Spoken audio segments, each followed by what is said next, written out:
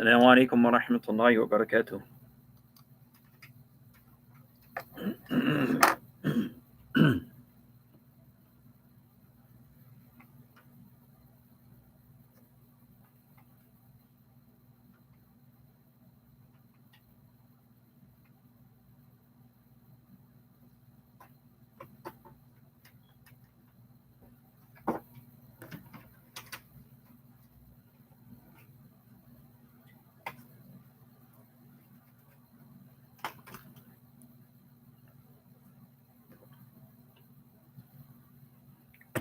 أعوذ بالله من الشيطان الرجيم. بسم الله الرحمن الرحيم. الحمد لله رب العالمين، والصلاة والسلام على سيد الأنبياء والمرسلين وعلى آله وصحبه أجمعين.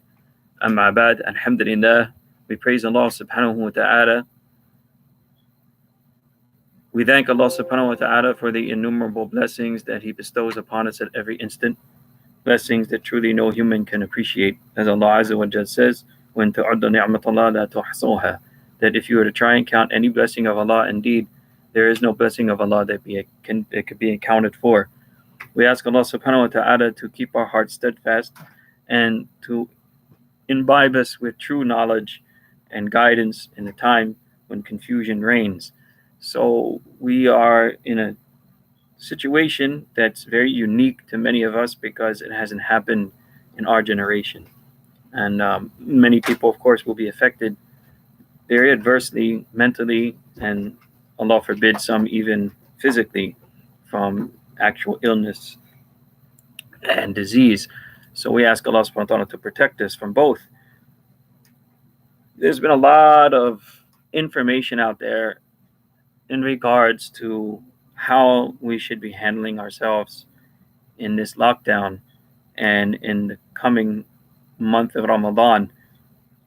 Rather, I would try to address something a little differently at this point, because there's something that really occurred to me during all of this that is outside the scope of just simply how to handle the social restrictions that we are now obliged to follow during times such as Ramadan, where a lot of our ibadah and functions are based on being in a group, in a jama'ah. It's social. That's one issue.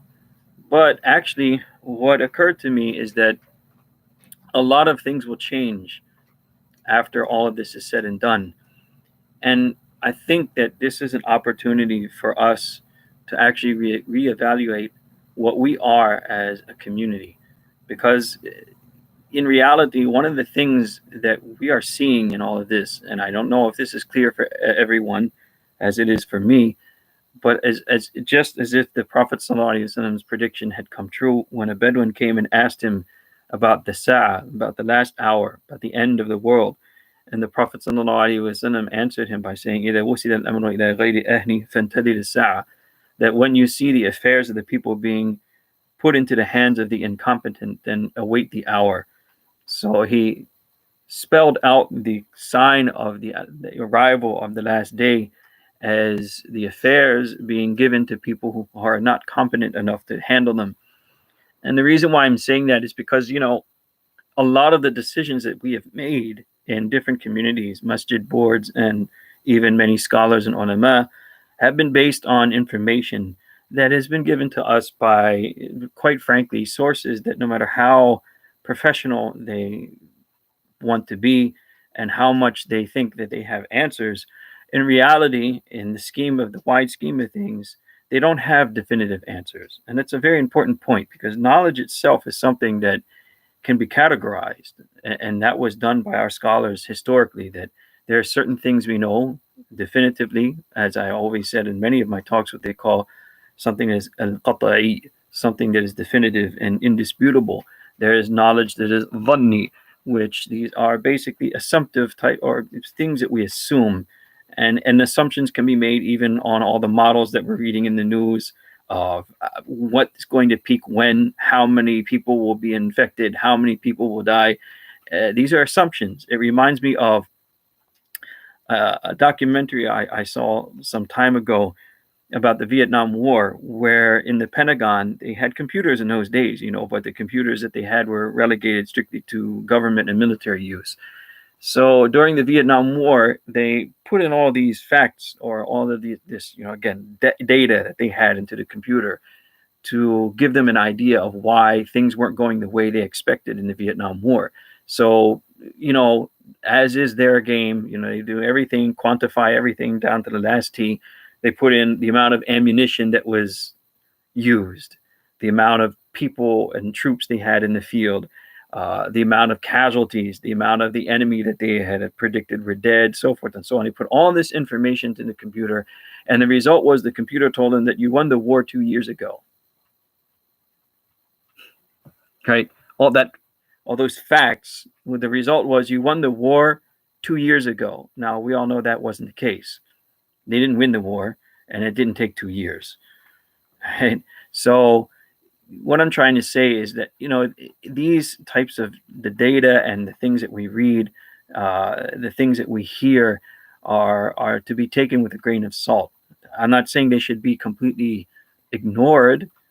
Even assumptions can be a basis for some of our decisions, but they cannot be a basis of trying to change very essential and absolute, and let's put it this way, definitive aspects of our deen. You cannot change something that we know for sure based on an assumption. As an example, what is halal and what is haram? They have to be clearly spelled out, and they have to be known definitively. No one can change the aspect of something being halal or haram just based on an assumption. And I'll give you an example directly related to, for instance, our health. And that is that there's been some ulama who gave fatwa that smoking is haram, and other ulama disagreed and say that it's not haram, it's makruh tahrimi, that it is highly disliked. The reasoning is that to say something is haram, you have to base your evidence on something definitive. Okay, definitive. So, as an example, if we were to say that smoking is haram because it is bad for your health and it could lead to even death, okay, a person could develop lung cancer and die, as an example. And the key word there, even when you say that, could. So, as you see, even the Surgeon General's warning on a cigarette pack says may. These are key words because these are all the words that they use in every single bit of information you read in the media now about what's happening. Could, may, right? This is assumptions, and they're based on certain statistics and data that they have. That doesn't create reality. Reality is created by Allah. That's the point we'll get to, first of all, after that, all this is said and done. But the thing is that when they say may, now may is an assumption. And the fact that you even have cases where a person can be a chain smoker, and never develop cancer. It happens. So what does it mean? That there's no guarantee that the moment you light up a cigarette and smoke, you're going to die. That's just not the case. And in order to make something haram, okay, then the knowledge of what you have has to be definitive. That, and no doubt, this will lead to this. If you smoke, you're going to die. So therefore, it's like committing suicide and it should be haram. If that's the case, then yeah.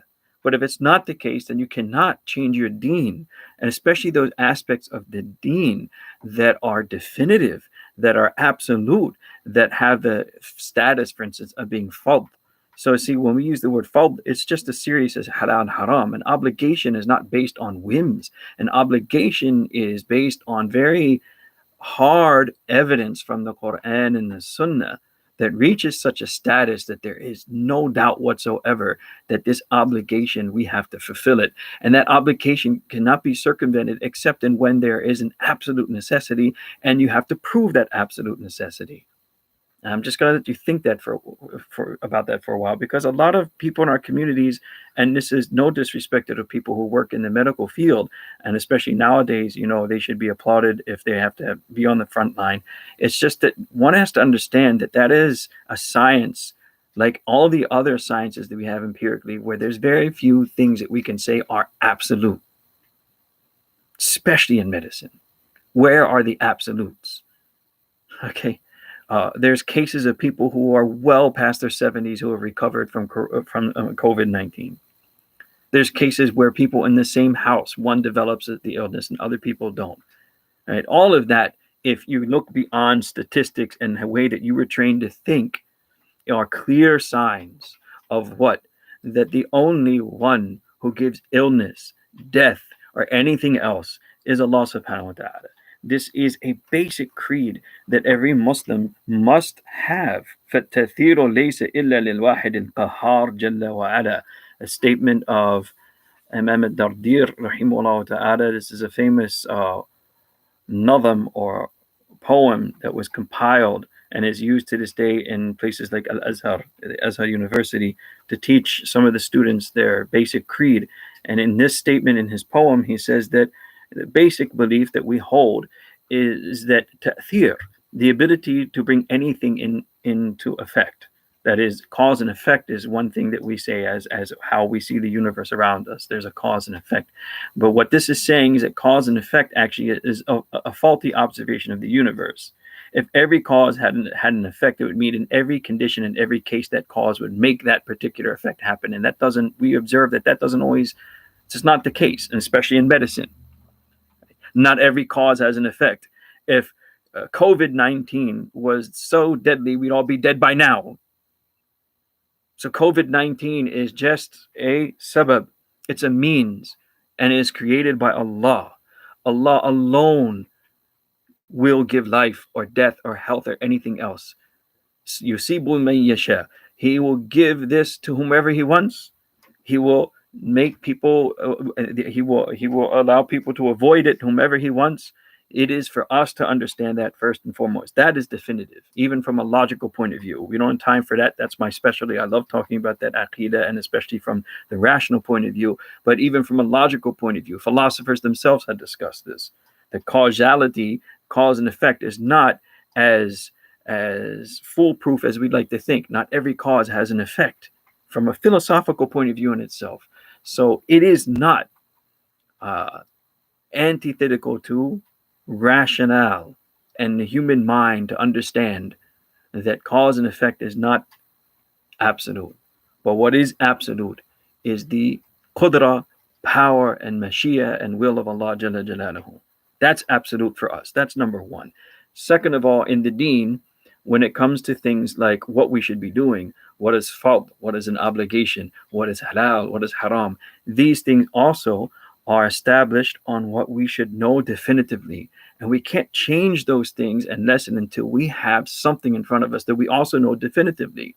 Okay? What's going on now too is you see people has politicized the situation because the same argument is there, that we have to take into consideration many things, and even the plausibilities, the worst case scenarios also should be thought about, but they cannot be used as the indication of what we must do. In other words, when we say must in deen, it's wajib, it's al-wujub, and it's an obligation, and that's a very serious word. Obligations cannot be established unless until that the evidence itself is so weighty that you know there's no way out. This is the way it has to be. And the reason why I'm saying that is because I don't want to see us get into the trap of the fear factor, and to such an extent that we'll do, we have to follow certain guidelines that we've been asked to follow. That's fine.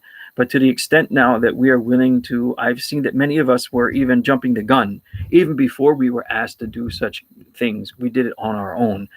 And I don't know. Perhaps we should rethink that. Maybe we did the right thing. Maybe we didn't. Allah only knows. All right. Perhaps we could have done it a different way. Right. Time will only tell. But I want to just kind of emphasize that don't ever make our decisions based on just the fear factor alone.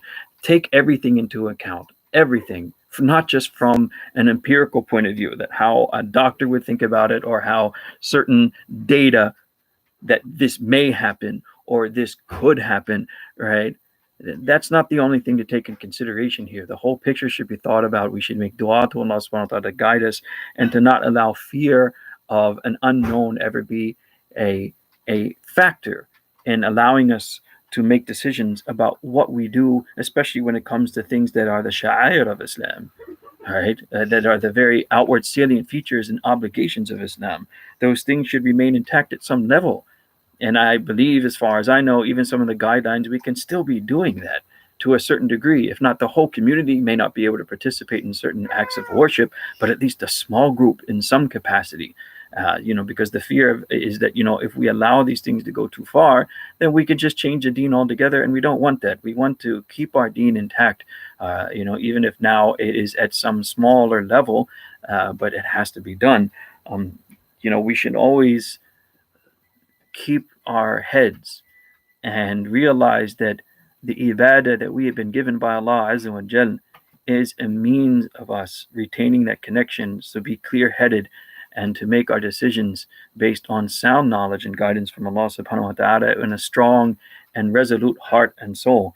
There's an interesting anecdote that was related by that Abu Hassan al-Shadili rahimahullah ta'ala was once in Alexandria in Egypt, where some of the other fuqaha and a qadi, meaning some of the jurists, the muftis of that time, and the grand judge, the qadi, or they had an intention of kind of testing him, meaning they wanted to come and test his knowledge, see where he's at, see what all the hype is about, because he was a very respected sheikh in his time and afterwards, and they wanted to see why people respect him so much, what's the big deal. So they came to him, and when they came to his presence, he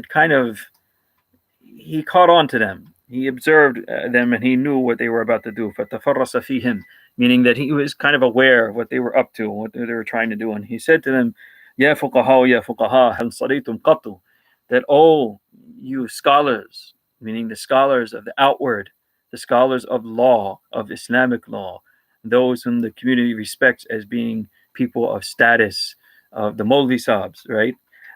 He said, oh fuqaha, have you ever prayed ever in your life? Hal صَلِيتُمْ قَطُّ. So they were taken aback by the question, because to them it was kind of rude. It's like, which one of us would ever not pray? Because of course people in our status, the ulama, the scholars of deen, they have to be examples. I mean, why would we not pray? So his response to that is that قال الله سبحانه وتعالى إن الإنسان خلق هلوعا إذا مسه الشر جزوعا وإذا مسه الخير منوعا إلا المصلين. He said that Allah Jalla Jalaluhu says these things. إن الإنسان خلق هلوعا, that indeed mankind has been created to be very hasty, not patient, very impatient, and is always anxious. Because why? Because when something bad happens to them, they lose all of their hope, and they lose their composure. Jazua literally means jaza, means become overawed with fear. So literally, when something bad happens to them, human beings become overcome with fear and anxiety. And then وَإِذَا مَسَّهُ الْخَيْرُ مَنُوعًا, and whenever something good happens to them, they become stingy, greedy. They hold everything back to themselves, except for one group of people, إِلَّا الْمُصَلِّينَ. This is mustathna, meaning that there's only one group of people who don't have these attributes. So what are the attributes that are mentioned? That we are impatient, that when something happens that we don't like, we become grief-stricken and overawed in fear. And when something happens that we do like, we become greedy and stingy and hold everything up, right? As if as if it's going somewhere. Like, I have to put everything to myself, take everything to myself. He said there's only one exception: those who have prayed, who make their salah. And so he says, Hal antum kadhalik. So look at yourselves. Are you not like that? Are you not impatient? Do you not become grief-stricken when things happen to you that you don't like? Are you not greedy and you hoard things when you do get things that you like? If that's the case, then you never prayed like this. That's what he says. You see, Allah subhanahu wa ta'ala is saying this. The only people who are exempt from those characteristics are the ones who make their salah. So if you have those characteristics, it means you're not really praying. Imagine, right? This was his response to them, in which they had nothing to say. So, he said, فَمَا صَلَيْتُمْ هَذِهِ الصَّلَاةَ قَطُّ. You've never prayed like that. Meaning, yeah, you've fulfilled your obligation of salah, but you've never had the spirit of salah. And that's why you still have these characteristics, that you are impatient, that you are grief-stricken and anxious when things happen that you don't like, and that you are greedy and you hoard things when you get things that you do like. These are a sign that you are not the exception that Allah said, إِلَّا الْمُصَلِّينَ. They're the only people who are not like this. So salah has a reality. its reality is to connect us with Allah and to make us a type of people who do the opposite. Right? That if there's something that we need in times like this, فَاسْتَعِينُوا بِالصَّبْرِ وَالصَّلَاةِ, seek refuge with patience and in salah, because salah is that connection that the stronger it is, the more that you have the opposite characteristics. You have the characteristic of patience, not halua.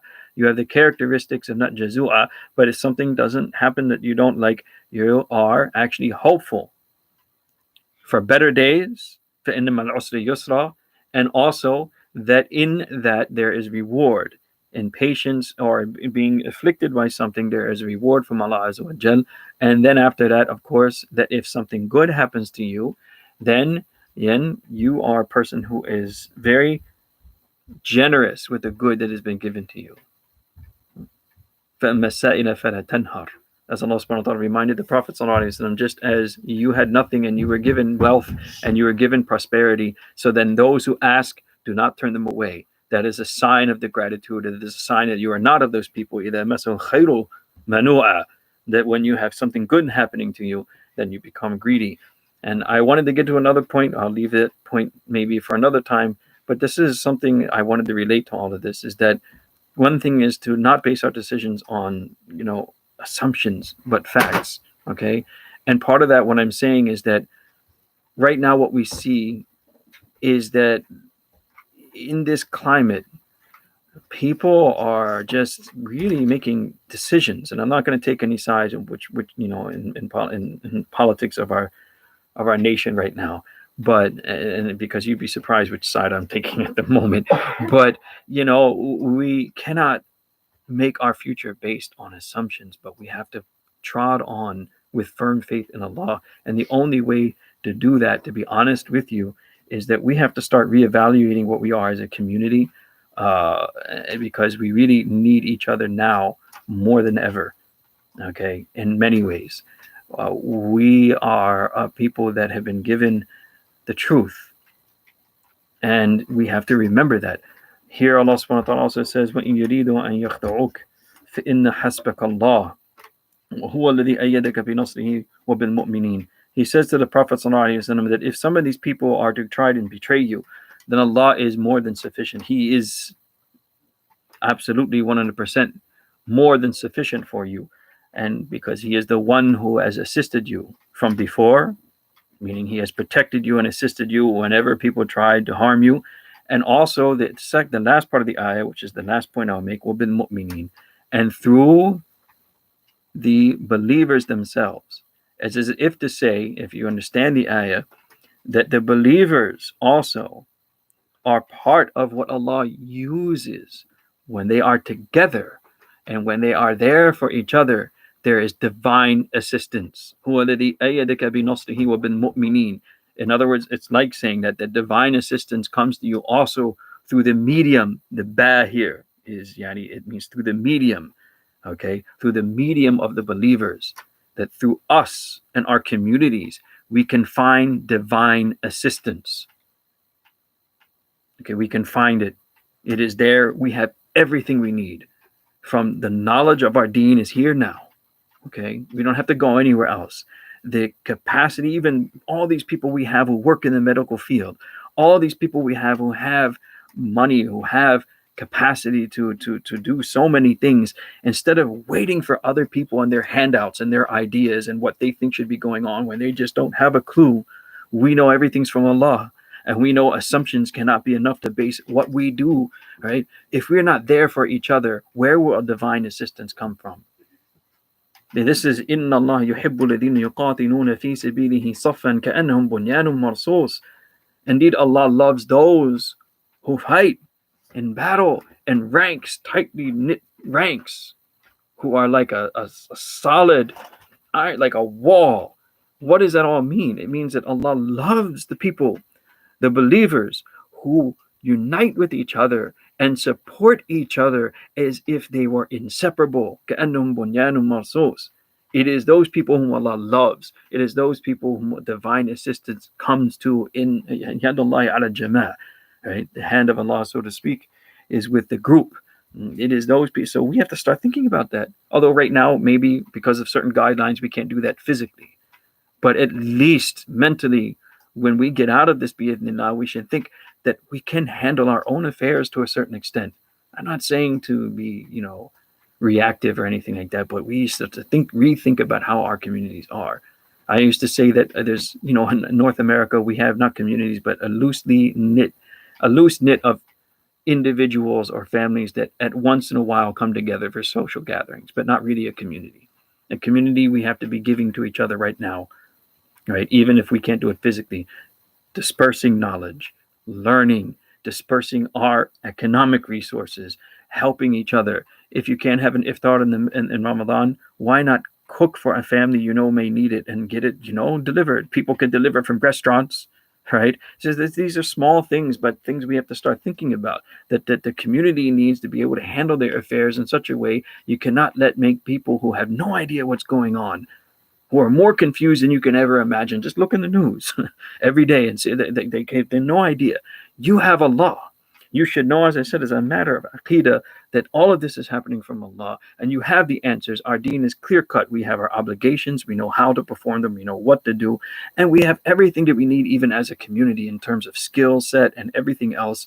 It's time to start thinking about how we can be there for each other and not rely on anyone else, because Allah has said, like in this ayah, وَبِالْ مُؤْمِنِينَ, divine assistance also comes through the medium of each other, of those who believe. I hope, inshallah, that this will kind of inspire us to rethink that as a community. What do we do for each other? How are we there for each other? How are we allocating our resources for each other?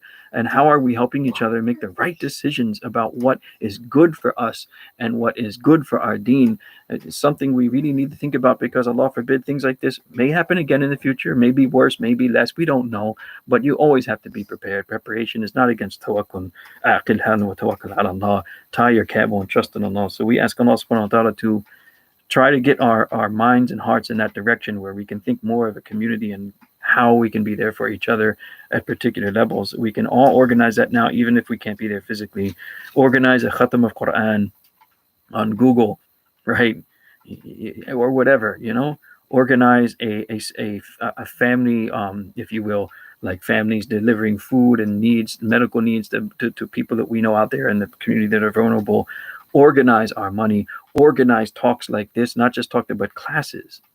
Develop classes. Let's have a class about fiqh, about Arabiya, about tajweed, about aqi, all these basic things, right? Organize these things. This is, inshallah, a great way to bring the divine assistance of Allah Azza wa Jalla. May Allah subhanahu wa ta'ala make it easy for us, and may Allah subhanahu wa ta'ala alleviate us and all of mankind of this waba, of this this pestilence.